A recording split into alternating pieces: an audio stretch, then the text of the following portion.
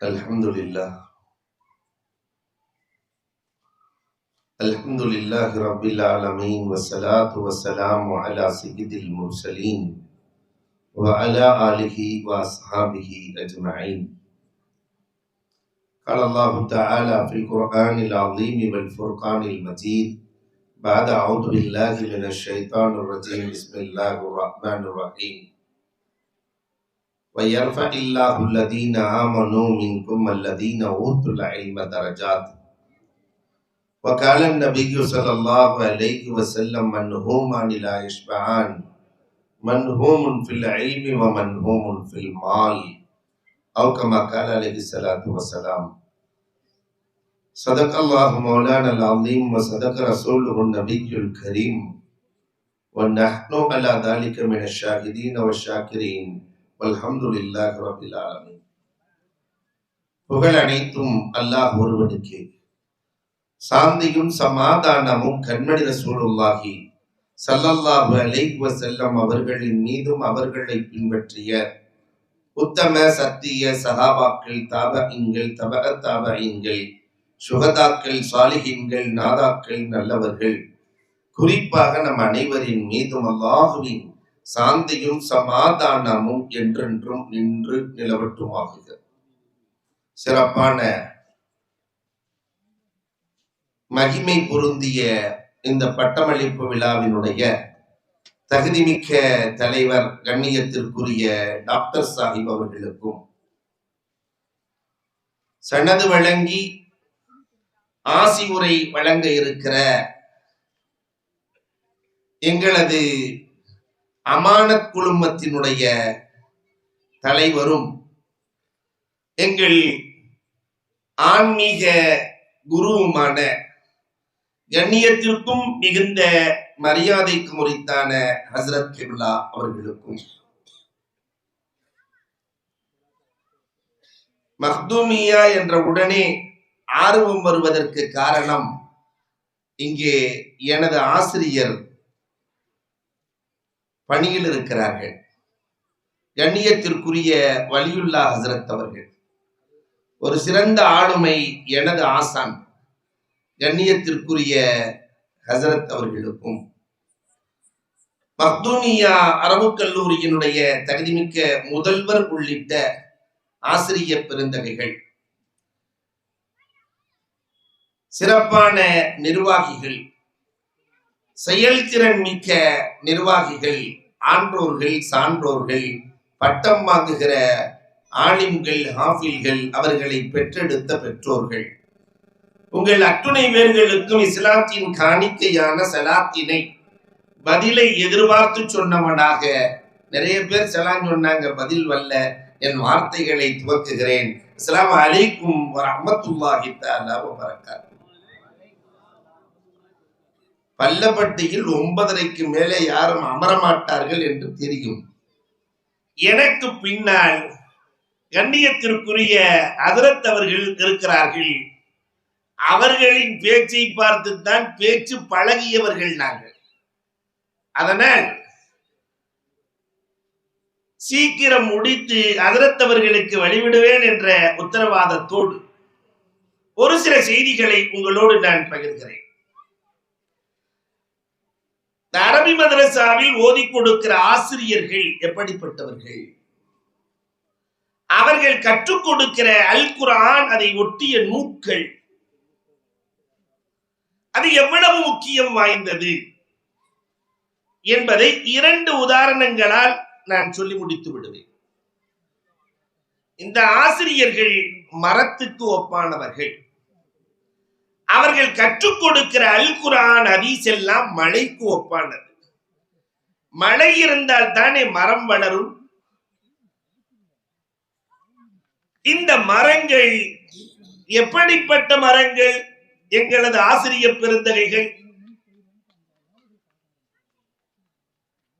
மாணவர்களின் சரணாலயம். மரங்கள் எல்லாம் பறவைகளின் சரணாலயம். மதரசாக்களில் இருக்கிற மாணவர்கள் எல்லாம் ஆசிரியர்களின் சரணாலயம். நல் ஆசிரியர் கிடைத்து விட்டால் அந்த மாணவர்கள் அடைகிற ஆனந்தத்திற்கு அளவில்லை. இப்படி நிறைய நல்லாசிரியர்களை பெற்ற மதரசா மக்தூமியா. எங்களை எல்லாம் வழிநடத்திய அப்துல் ஷக்கூர் ஹசரத் அவர்கள் இங்குதான் இருந்தார்கள்.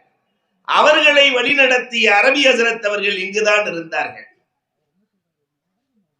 அன்பிற்குரியவர்களே, இந்த மாணவர்களை உருவாக்குகிற ஆசிரியர் என்ற மரம் நிறைய பயன் தரும். மரம் நிழல் தரும். இவர்கள் நரக நெருப்பில் இருந்து காக்கிற நிழலை தருவார்கள். இந்த மரங்கள் ஒரு வித்தியாசமான மரம். மரம் வேரை வைத்துத்தான் உறுதி பெறும். வேரின் உறுதி மரத்தின் உறுதி. எங்கள் ஆசிரியர் என்ற வேர்கள், எங்கள் ஆசிரியரின் வேர் எங்கு போய் முடிகிறது தெரியுமா? இந்த வேர் ரசூலிலே போய் முடிகிறது. உலகத்திலே வேற எந்த கல்விக்கும் இந்த சிறப்பு இல்லை. எங்கள் வேர் ரசூலிலே. எனக்கு ஆசிரியர் ஹசரத் என்றால் அவர்களுக்கு ஆசிரியர் இப்படியே தொடர்ந்து போய் ரசூலிலே முடியும். ரசூல் ஜிப்ரஈலிலே முடியும். ஜிப்ரஈல் அல்லாஹ்வோடு சேருவார்கள். ரப்போடு சேர்க்கிற அற்புத கல்வி இங்கு கிடைக்கிறது. இந்த ஆசிரியர் என்ற மரம், பொதுவாகவே மரம் பகலில் வளரும், வேர்கள் இரவில் வளரும். இந்த ஆசிரியர்கள் என்ற மரம் பகலில் சமூகத்திற்கு பயன் தருவார்கள், இரவிலே படைத்தவனோடு தன்னை வளர்த்துக் கொள்வார்கள். தகச்சத்தில் எழுந்து அழுகிற பழக்கம் கொண்ட ஆசிரியர்கள் அரபிக் கல்லூரிகளில் மட்டும்தான் இருக்கிறார்கள். உலகத்திலே தகச்சத்தில் எழுந்து அழுது என் மாணவர்களை உருவாக்கிற புலாலமீனே, என்னிடத்தில் படிப்பவர்கள் எல்லாம் சமூகத்திற்கு சென்று படைப்பாளர்களாக மாற வேண்டும், நல்லவர்களாக ஆக வேண்டும் என்று அழுகிற பழக்கம் உலகத்தில் இந்த ஆசிரியர்களிடத்தில் மட்டும்தான் இருக்கிறது என்றால் மிக இல்லை. இது ஒரு வித்தியாசமான மரம். குறைவாக பெற்று மரங்கள் நிறைவாக தரும். பெறுவது குறைவுதான். தண்ணி கொஞ்சம் எடுக்கும், ஆனா தென்னையாக கொடுக்கும். தேங்காயை தரும், மாங்காயை தரும், இல்லையா? அதுதானே இங்கேயும் நடக்கிறது. இங்கேயும் ஆசிரியர் பணி, முதர்ரிசீன்களின் பணி. சம்பளம் எவ்வளவுன்னு நான் கண்டிப்பா கேட்க மாட்டேன், இல்லையா? மிகவும் குறைவாக பெறுவார்கள். ஆனால் ஒரு காலத்திலும் இது எங்களுக்கு பத்தாது என்று போர்க்கொடி தூக்க மாட்டார்கள், போராட்டம் நடத்த மாட்டார்கள். சந்தன மரம் உரச உரச மனம் தரும். எங்கள் ஆசிரியர் பெருந்தகைகளும் அருகில் இருக்க இருக்க மனம் தருவார்கள். இருக்க இருக்க மனம். ஆனால் ஒன்றே ஒன்று, உங்களையும் மரமாக எடுத்து சமூகத்தில் நடுகிறோம். இன்றைக்கு அறுவடை காலம். ஒரு விவசாயி அறுவடை செய்கிற பொழுது எப்படி ஆனந்தம் அடைவானோ, அதை போல பட்டமளிப்பு விழாவில் ஆசிரியர்கள் படுகிற ஆனந்தத்திற்கு அளவே இல்லை. இது மரம் நடும் விழா. சமூகத்திற்கு ஒரு ஆலிமையும் ஒரு 5 ஆப்பிள்களையும் இப்பொழுது நாங்கள் ஒப்படைக்கிறோம். அவர்களும் ஆசிரியர்களை போல பல பேர்களை நரகத்தில் இருந்து சொர்க்கத்திற்கு அழைத்து வர வேண்டும். ஆனால் ஒன்றே ஒன்று, ஒரே ஒரு தீப்பொறி மரத்தை சாம்பலாக்கிவிடும். நீங்கள் பாவப்பொறியில் இருந்து தப்பித்துக் கொள்ள வேண்டும். பாவப்பொறிகள் எவ்வளவு பெரிய ஆலிமாக இருந்தாலும் அவர்களை தரைக்கு கீழ் கொண்டு வந்து நிறுத்திவிடும். அதிலே மட்டும் ஜாக்கிரதையாக இருக்க வேண்டும். இன்றைக்கு ஆன்லைன் வந்ததற்கு பிறகு பாவங்கள் மலிந்து போய்விட்டது. ஒரே படுக்கையில் படுத்திருக்கிறார் கணவனும் மனைவியும். மனைவி ஒருவனோடு சேட்டிங், கணவன் ஒருவனோடு சேட்டிங். சேட்டையிலேயே பெரிய சேட்டை சேட்டிங் சேட்டை தான். இன்றைக்கு அந்த சேட்டைகள் சமூகத்தை அரங்கேற்றிக் கொண்டிருக்கிற போது ஆன்லைன் தொல்லைகளில் இருந்தும் அதில் ஏற்படுகிற விபத்துக்களில் இருந்தும் சமூகத்தை பாதுகாக்க வேண்டிய பொறுப்பை கையில் எடுத்து நீங்கள் புறப்படுங்கள். சிறந்த மரங்களாக இருங்கள். மரத்திற்கு ஒரு பண்பு உண்டு, பணிவை தரும். நீங்களும் சமூகத்திற்கு செல்லுகிற போது பணிவோடு செல்ல வேண்டும். சமூகம் பணிவை விரும்புகிறது. மரங்கள் வெறும் தலைகளை கொடுக்கிற போது தலை நிமிர்ந்து நிற்கிறது. அதே மரம் பழத்தை கொடுக்கிற போது பணிந்துதான் கொடுக்கிறது. நான் ஆப்பிளை தர்றேன், ஆப்பிள் மேல போகாது. நான் வாழையை தருகிறேன், செவ்வாழை என்று வாழைப்பழம் மேல போகாது. நான் பலாவை தருகிறேன் என்று பலாப்பழம் மேலே போகாது. அதனால் மரம் தருகிற பாடம், நமது ஆசிரியர்கள் என்ற மரம் தருகிற முதல் பாடமே பணிவு. அப்துல் கலாம் சென்றாரே பெங்களூருக்கு, ஒரு மாணவி கேட்கிறாள், அங்கிள் நீங்கள் முடி வெட்டுவதில்லையா, இவ்வளவு பெரிய முடி வச்சிருக்கிறீங்க? அவர் அழகாக பதில் சொன்னார், அம்மா மொட்டை அடித்தால் முடி நட்டு கொண்டு வளரும், அது வளர வளர பணிந்து விடும் அம்மா, முடி அது தருகிற பாடத்தை முதலில் நீ படி. முடி கூட பாடம் சொல்லித்தரும்.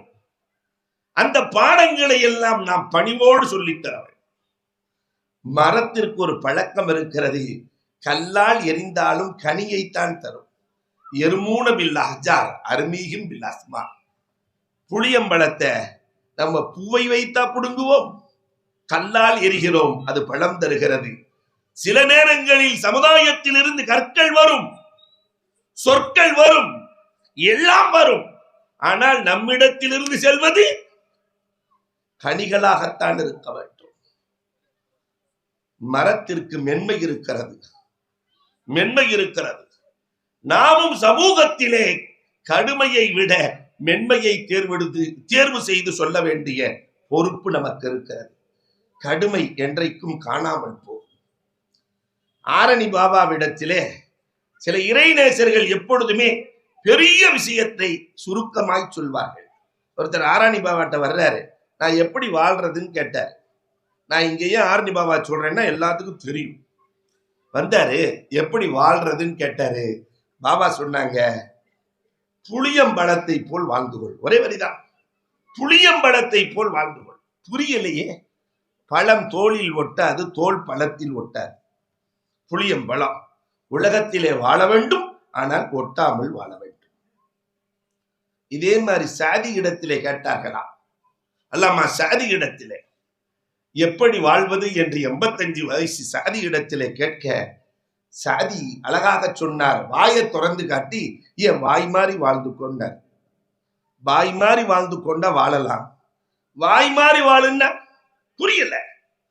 85 வயசு, நீங்க சொல்றது புரியலையே என்று கேட்கிற போது சாதி சொன்னார், ஒரு 25 வருஷத்துக்கு முன்னாடி என்னை பார்த்திருக்கீல்ல? ஆமா, நான் எப்படி இருந்தேன், என் வாய் எப்படி இருந்துச்சு, ஃபுல்லா பல்லு, அழகா இருந்தது. நீங்கள் சிரித்தால் கன்னத்தில் குழிவிடும். இப்பொழுது அந்த பல் இருக்கிறதா என்று கேட்டார்கள். சாதி, பல்லு இல்லையே. ஆனால் அன்றைக்கு பல்லுக்கு பக்கத்தில் இருந்த நாக்கு இன்றைக்கு இருக்கிறதா என்று கேட்டார்கள். அன்றைக்கும் இருந்தது, இன்றைக்கும் இருக்கிறது. இப்பொழுதுதான் சாதி சொன்னார்கள், கடினமாக இருந்த பல் காணாமல் போனது. மென்மையாக இருந்த நாவு அன்றைக்கும் இருந்தது, இன்றைக்கும் இருக்கிறது இல்லையா? வலியுல்லா ஹஜ்ரத் அவர்களின் மென்மைதானே அன்றைக்கும் இருக்க வைத்தது, என்றைக்கும் இருக்க வைக்கிறது. அவங்கள்ட்ட நெகட்டிவா பேசி பார்த்ததே இல்லை. நாமும் ஓதுற காலத்துல இருந்து இன்னைக்கு வரைக்கும் பாசிட்டிவ் சிந்தனை, மென்மையாக பேசுதல், இது சமூகத்தினுடைய உள்ளங்களை மாற்றும். நம்முடைய ஆசிரியர்கள் இப்படித்தான் வாழ வேண்டும் என்று கற்றுக் கொடுத்திருக்கிறார்கள். இந்த ஆசிரியர்கள் சொல்லித் தருகிற பாட நூல் இருக்கிறதே, வேத நூல், அது மழை துளிக்கு ஒப்பானது. மழை துளிக்கு ஒப்பானது. மழை நீர் உயிர் வாழ அவசியம், குர்ஆன் உள்ளம் வாழ அவசியம். உள்ளத்தில் நிம்மதி வேண்டுமா? இன்னைக்கு உலகமே நிம்மதியை தேடி அலைகிறது. நிறைய பேர்கள் காசு பணத்தில் தான் நிம்மதி இருக்கிறது என்று நினைக்கிறார்கள். பொருளாதாரம் இருந்தால் நிம்மதி வந்துவிடும் என்று நினைக்கிறார்கள். அது மாதிரி போய் உலகத்துல வேற எதுவுமே இல்லை. பொருளுக்கும் நிம்மதிக்கும் சம்பந்தமே இல்லை. சென்னையில எனக்கு தெரிஞ்ச ஒரு நண்பர் இருக்கிறார். அவர் எப்ப பேசினாலும் இப்படி சொல்லுவார், ஹஸ்ரத், நான் அண்ணா நகர்ல ஒரு 3 இடம் வாங்கி போட்டிருக்கிறேன், பெசன் நகர்ல ஒரு 2 இடம் வாங்கி போட்டிருக்கிறேன், சேலத்துல ஒரு 4 ஏக்கர் வாங்கி போடலான்னு இருக்கிறேன். இப்படி எப்ப பார்த்தாலும் அந்த நிலம்தான். ஒரு நாள் பொறுமை தாங்காமல் அவரிடத்திலே, நிலமும் உங்களை பார்த்து இப்படித்தான் சொல்கிறது. என்ன சொல்லுதுன்னாரு, நான் தான் உங்க தாத்தாவை வாங்கி போட்டிருக்கிறேன், நான் தான் உங்க அத்தாவையும் வாங்கி போட்டிருக்கிறேன், இன்னும் கொஞ்ச நாள்ல உங்களையும் நான் வாங்கி போட்டுருவேன். நிலமும் தான் சொல்கிறது. இதில் என்ன பெருமை இருக்கிறது? பொருளாதாரத்தில் நிம்மதி தவறு. பொருளாதாரம் உலகத்திலே நிம்மதியை கொடுத்ததாக வரலாறு இல்லை.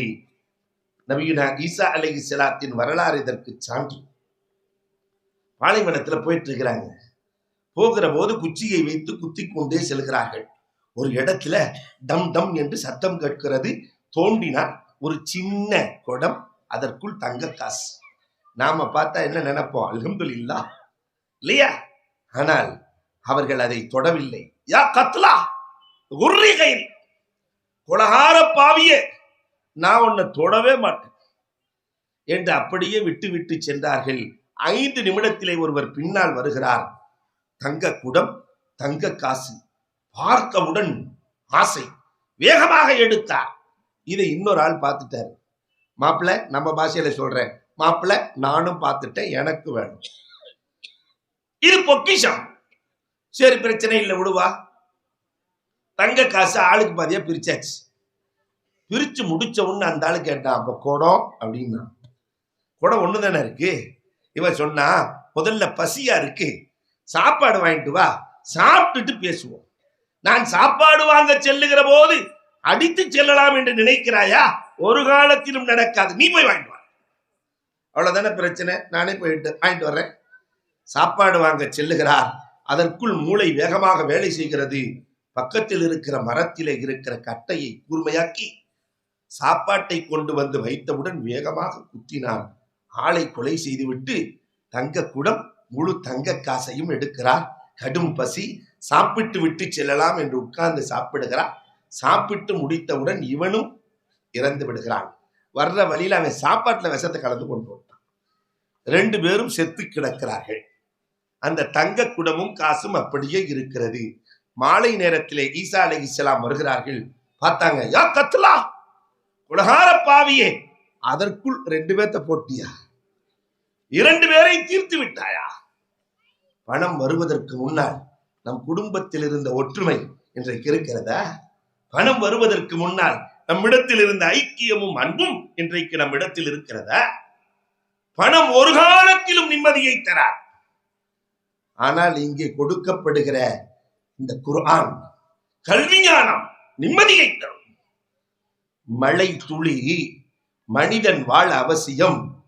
குர்ஆன் மனிதனின் உள்ளம் வாழ அவசியம்.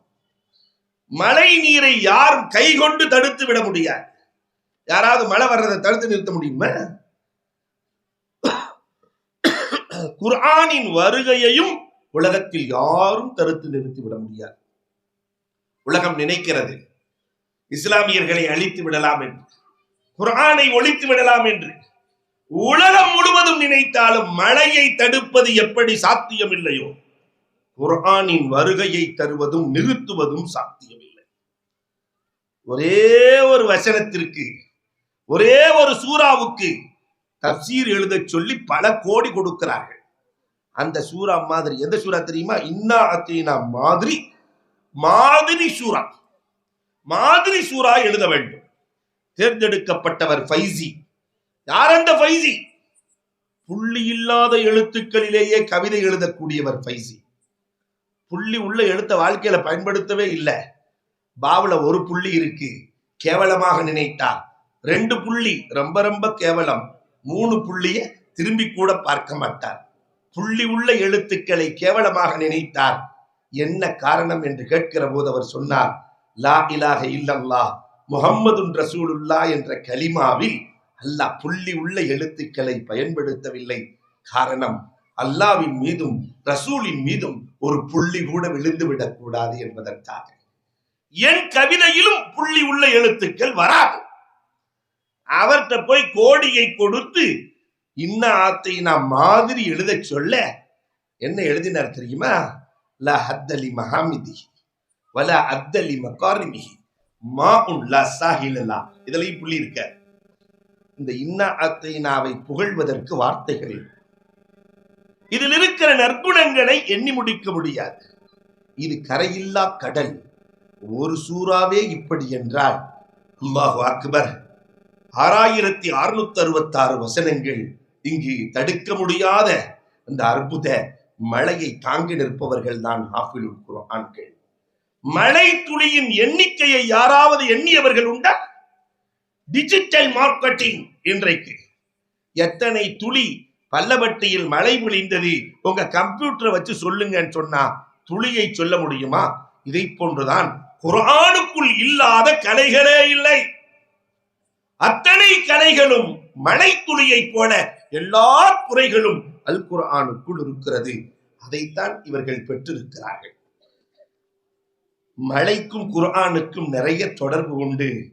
கொஞ்சம் கொஞ்சமாய் மழை இறங்கினால் பயன் தரும், மொத்தமாக இறங்கினால் அழிவை தரும். இதை போன்றுதான் அல்லாஹ் சொல்லுகிறான், குர்ஆனை மொத்தமாக இறக்கினால் மழையே நொறுங்கிவிடும். அதனால் தான் 23 ஆண்டுகளாய் சன்னம் சன்னமாய் சன்னம் சன்னமாய் சன்னம் சன்னமாய் இறக்கினோம் என்கிறார். இந்த மழை துளி உறங்கிக் கொண்டிருக்கிற விதைகளை தட்டி எழுப்பி செடியாக கொடியாக மரமாக மாற்றிவிடும். இதை போன்றுதான் இந்த குர்ஆன் இறந்து போன இதயங்களை தட்டி எழுப்பும். இவர்களுக்கு ஏன் மரியாதை? இறந்து போன இதயங்களை தட்டும் ஆற்றல் பெற்றவர்கள் இல்லையா? பெருமானார் ஸல்லல்லாஹு அலைஹி வஸல்லத்தை பைத்தியம் என்றார்கள் அபூஜஹில் போன்றவர்கள். நேரா ஒரு பைத்தியத்துக்கு வைத்தியம் பார்க்கிற துஃபைல் இப்னு அம்ர் தௌசி வருகிறார். நான் பைத்தியத்துக்கெல்லாம் வைத்தியம் பார்ப்பேன்னார். அந்த முகம்மது எங்கன்னாரு. அபூஜஹில் சொன்னான், ஒன்ன மாதிரி 4 பேர் வந்தாங்க வைத்தியர்கள், அவரெல்லாம் அவரின் மீது பைத்தியமாகிவிட்டார். போகாது. வைத்தியம் பார்க்க வந்தவர்கள் எல்லாம் அவரின் மீது பைத்தியமானார். போகாது. இல்ல இல்ல, நான் கை வச்சா பைத்தியம் நீங்கிவிடும். அபூஜஹில் பஞ்சை எடுத்தான், 2 காதுகளுக்குள்ளும் துஃபைலின் காதுகளுக்குள் திணித்தார்.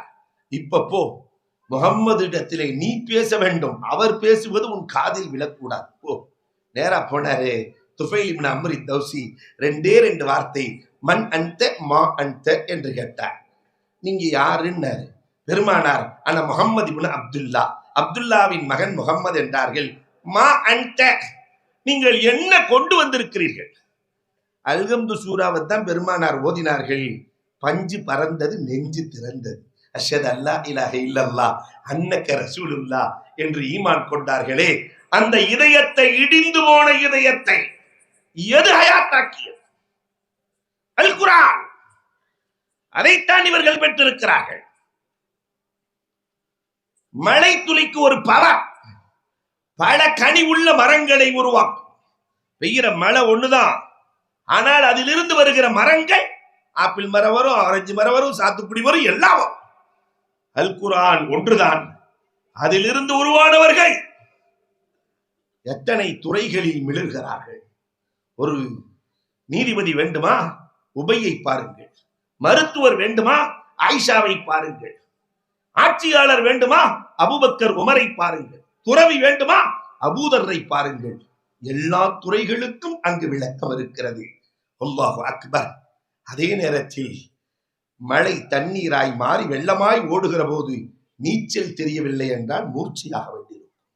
இதை போன்றுதான் குர்ஆனுக்கு விளக்கம் தெரியாமல் குர்ஆனுக்குள்ளே இறங்கினார். எங்களுக்கு எல்லாம் தெரியும், நான் தர்ஜுமாவை படிச்சுட்டேன் என்று ஒருவன் குர்ஆனுக்குள் இறங்கினால் அவன் மூர்ச்சையாகி விடுவான். நிறைவாக 2 செய்தியை சொல்லுவேன். குர்ஆன் தண்ணீர் நெருப்பை அணைக்கும், தண்ணீர் நெருப்பை அணைக்கும். அல் குர்ஆன் நரக நெருப்பை அணைக்கும். ஒரு ஹாஃபில் 10 நரகவாசிகளை விடுதலை செய்யலாம்.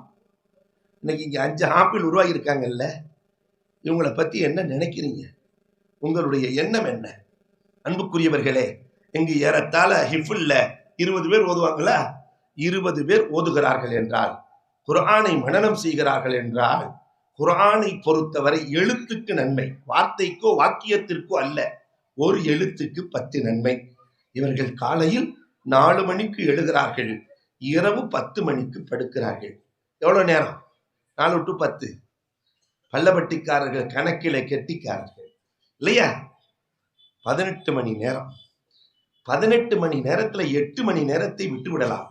உறங்குவதற்காக, குளிப்பதற்காக, உண்ணுவதற்காக, ஓய்வெடுப்பதற்காக, விளையாடுவதற்காக 8 மணி நேரம் விட்டுருங்க. பாக்கி 10 மணி நேரம் 20 நிமிடத்தில் ஒரு ஜுசு முடிக்கலாம். அப்ப 1 மணி நேரத்துல எத்தனை ஜுசு முடிக்கலாம்? 3 ஜுசு. 10 மணி நேரத்துல 30 ஜுசு. குர்ஆன்ல எத்தனை ஜுசு தான் இருக்கு? 30 ஜுசு. ஒரு நாளைக்கு எழுத்து வடிவத்தில் ஒரு குர்ஆன் முடிக்கிறார்கள். இதே காம்பவுண்ட்ல 20 பேர் ஒவ்வொரு நாளும் எழுத்து வடிவத்தில் 20 குர்ஆன் முடிக்கிறார்கள். 20 குர்ஆன் ஒன்றுக்கு 10 நன்மை என்று சொன்னால் 200 குர்ஆன் ஓதிய நன்மை கிடைக்கிறது. இவர்கள் பட்டம் வாங்குகிற போது ஏறத்தாழ 3 ஆண்டுகளில் 1000 குர்ஆனை முடித்திருக்கிறார்கள். 1000 குர்ஆன். இதை விட பெரிய பாக்கியம் இந்த ஊருக்கு என்ன வேணும்? இந்த கபரிலே அடங்கி இருக்கிற நம் பெற்றோர்களுக்கு நாம் என்னவா செஞ்சிருக்கிறோமா? நம்ம என்ன செஞ்சிருக்கிறோம்? ஒவ்வொரு நாளும் இதற்கு என்ன கைமாறு செய்ய போகிறோம்? இதற்கு என்ன செய்ய போகிறோம்? எவ்வளவு கொடுத்தாலும் தாங்கும் இல்லையா? நரக நெருப்பு. எழுதி வைத்துக் கொள்ளுங்கள். இங்கு ஓதப்படுகிற போது சத்தியமாக நிச்சயமாக கபரின் வேதனை இருக்கவும் முடியாது. எப்படி தண்ணீர் நெருப்பை அணைக்கிறதோ குர்ஆன் நரக நெருப்பை அணைக்கிறது. தண்ணீர் இல்லை என்றால் பஞ்சம் வந்துவிடும். தண்ணீர் இல்லை என்றால் பஞ்சம் வந்துவிடும். இந்த குர்ஆன் இல்லை என்றால் ஆன்மீக பஞ்சம் வந்துவிடும். ஆன்மீக பஞ்சம். அதனால ஆன்மீக பஞ்சத்தை நீக்குகிற அற்புதமான ஃபேக்டரி. அந்த ஃபேக்டரியிலிருந்து வெளியான ப்ராடக்ட் இல்லையா? மெடிக்கல் காலேஜ்ல இருந்து டாக்டர் வெளியே வருவார். இன்ஜினியரிங் காலேஜ்ல இருந்து இன்ஜினியர் வெளியே வருவார். ஆனா அரபிக் கல்லூரியிலிருந்து மனிதர் வெளியே வருவார். மனிதம் போதிக்கப்படுகிற அற்புதமான இடம். அல்லாஹ் அக்பர். நிறைவாக இதுக்கு நீங்க எல்லாம் பரிசு கொடுக்குறீங்க, பட்டம் கொடுக்குறீங்க, எல்லாம் கொடுக்குறீங்க. அல்லாஹ் கொடுக்கிற பரிசு என்ன தெரியுமா? 5 இலவசம். அவன்கிட்ட இருக்கக்கூடிய 5 இலவசம். அல்லாஹ்ட்ட இருக்கிறது ரிஸ்க் ஆரோக்கியம் இல்லையா? ரிஸ்க் உணவு, ஆரோக்கியம், நிம்மதி, கண்ணியம், கல்வி, ஞானம். இந்த 5மே அல்லாஹ்ட்ட தான் இருக்கு. ரிஸ்க் நாம என்ன நாளைக்கு சாப்பிடுவோம்னு சொல்ல முடியுமா? மருந்து மாத்திரையை வாங்கி கொடுக்கலாம். உலகத்துல ஆரோக்கியத்தை வாங்கி கொடுக்க முடியுமா? அதனாலதான் தமிழ்ல பேரே அழகா வச்சிருக்கிறான், மாத்திரைன்னு. கால் வலிக்கு சாப்பிட்டா வயிற்று வலியா மாத்திரை, அதனால அது மாத்திரை. வயிற்று வலிக்கு சாப்பிட்டா தலைவலியா மாத்திரை. அது கவர்மெண்ட் ஹாஸ்பிட்டல்ல தானா ஆனான்னு போட்டிருக்கும். தானா ஆனா ஆகும். யாரும் கேட்க போட முடியாது. நிம்மதி அல்லாஹ் தான் தர வேண்டும் இல்லையா? ஏசியை போட்டோன்னு நிம்மதி வராது. ஆனால் நீங்கள் எழுதி வைத்துக் கொள்ளுங்கள் ஆலிம்களே, அல்லாஹ் கொடுக்கிற இந்த 5ம் உங்களுக்கு இலவசம். இன்னைக்கு பட்டம் வாங்கிட்டு போயிட்டீங்க, வாரத்துல 5 நாள் பிரியாணி சாப்பிடுவீங்க. சிறந்த உணவு, ஆரோக்கியம். மத்த ஆள்லாம் இப்படி சாப்பிட்டாக்கா அட்டாக்ல செத்து போயிடுவான். ஆனா கோதுர சூறா எல்லாத்தையும் கரைச்சிடும். ஆரோக்கியம் இலவசம். நிம்மதி. நீங்க டவுன் பஸ்ல போனா கூட ஆலிம் சார் கொரட்டை விட்டு தூங்குவார். எங்க படுத்தாலும் தூக்கம் வரும். நிம்மதி இலவசம். கண்ணியம், நீங்கள் தான் முன்னால் தொலை வைக்கிறீர்கள். திருமணம் என்றால் நீங்கள் தான் கண்ணியப்படுத்தப்படுகிறீர்கள். கல்வி ஞானம், குர்ஆனிய கல்வி ஞானம், உலகத்தில் உயர்ந்த கல்வியை அல்லாஹ் உங்களுக்கு வழங்கி இருக்கிறான். உங்கள் பலத்தை உணர்ந்து நீங்கள் சமூகத்திற்கு செல்ல வேண்டும். அல்லாஹ் அருள் பாலிப்பானாக, உங்களை அல்லாஹ் கபூல் செய்வானாக என்று கூறி வாய்ப்புக்கு நன்றி கூறி விடைபெறுகிறோம். வாஹரு தக்வானா அல்ஹம்துலில்லாஹ்.